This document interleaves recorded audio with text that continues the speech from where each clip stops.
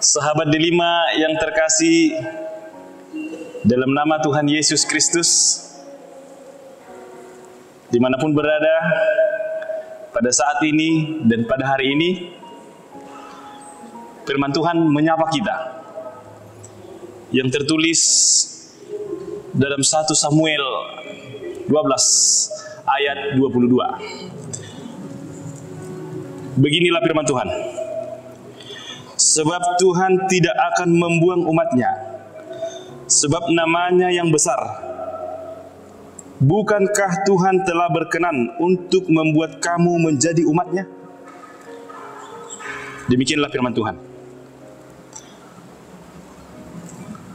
Mungkin kita sudah pernah mengambil keputusan itu ternyata menjadi keputusan yang salah. Kita semua tahu bahwa setiap keputusan dan keputusan yang salah pasti ada konsekuensinya. Maka dari itu, karena kita sudah tahu setiap keputusan yang salah pasti ada konsekuensinya, kita semakin berhati-hati dan tidak terburu-buru, dan harus terlebih dahulu berdoa agar supaya keputusan yang kita ambil dalam hidup ini tidak salah dan sesuai dengan kehendak Tuhan. Demikianlah halnya dengan bangsa Israel. Bangsa itu mengambil keputusan yang salah, yaitu mereka menyembah dewa-dewa lain. Bangsa itu berjalan di jalan orang kafir. Bangsa itu melakukan hal-hal yang tidak benar terhadap Tuhan. Bangsa itu membangun mesbah-mesbah yang palsu. Dan bangsa itu tidak mau mendengar nabi-nabi Tuhan. Karena keputusan yang salah itulah bangsa itu jatuh ke dalam pembuangan. Itulah konsekuensi di dalam mengambil keputusan dalam hidup ini. Pada zaman sekarang sungguh sangat tragis melihat begitu banyak orang beralih pada keputusan-keputusan yang salah dan yang hanya membawa mereka kepada kesia-siaan dan kehampaan. Dalam keputusan itu, mereka diibaratkan sedang memuaskan rasa laparnya dengan memakan permen kapas, memuaskan rasa hausnya dengan meminum minuman yang bersoda. Mungkin itu terasa manis dan terasa enak di lidah, namun pada akhirnya membuat mereka semakin lapar dan semakin haus. Kita harus jujur, jauh di lubuk hati manusia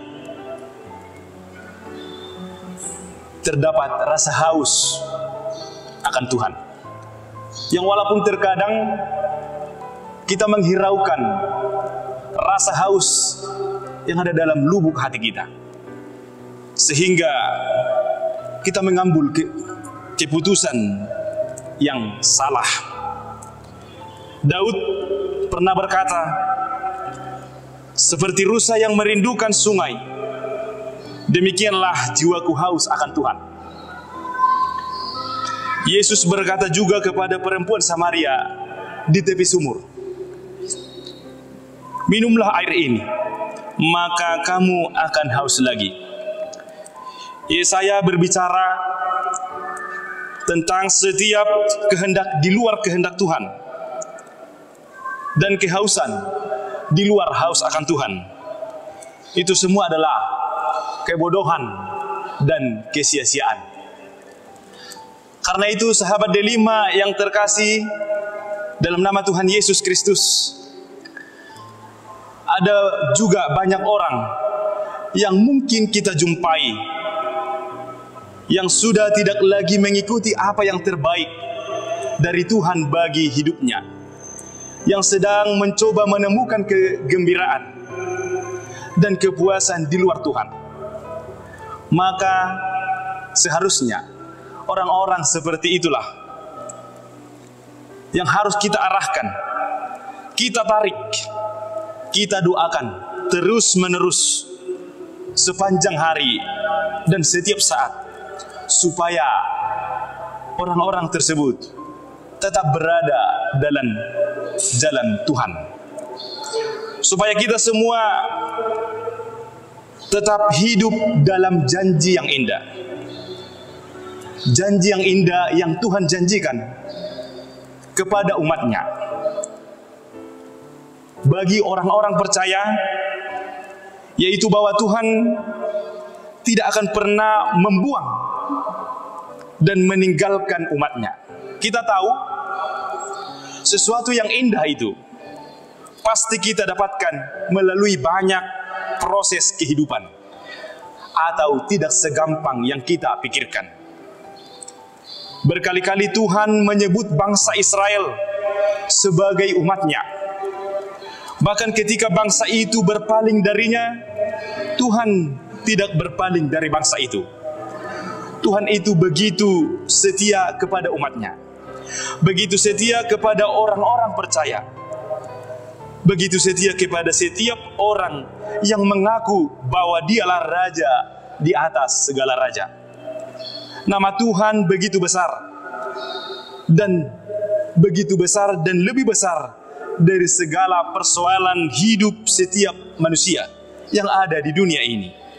Karena itu, sahabat Delima yang terkasih, tetaplah berpengharapan kepada Tuhan. Tetaplah setia mengikuti jalan-jalan Tuhan. Percayalah, Dia akan mengarahkan dan membawa kita ke jalan yang benar dan kepada kasih karunia. Amin.